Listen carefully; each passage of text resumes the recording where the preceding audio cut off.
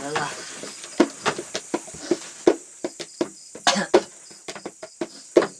Demi utuhnya rumah tangga kita yang diambang kehancuran karena keegoisan.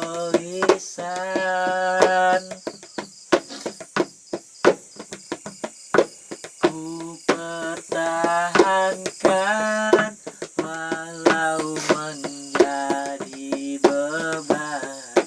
Ku korbankan perasaan karena perselingkuhan.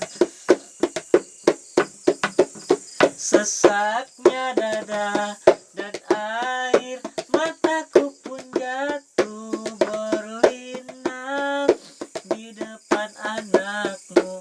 Kau bicara lantang, inginkan sebuah perpisahan.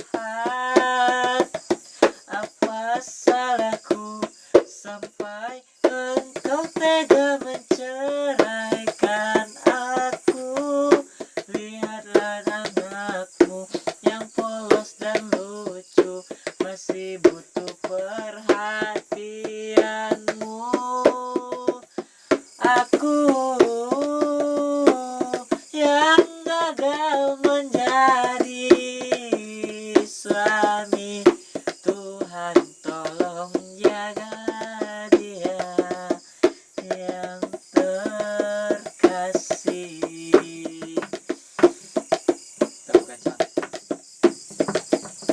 sesaknya dada dan air mataku pun jatuh berlinang di depan anakmu.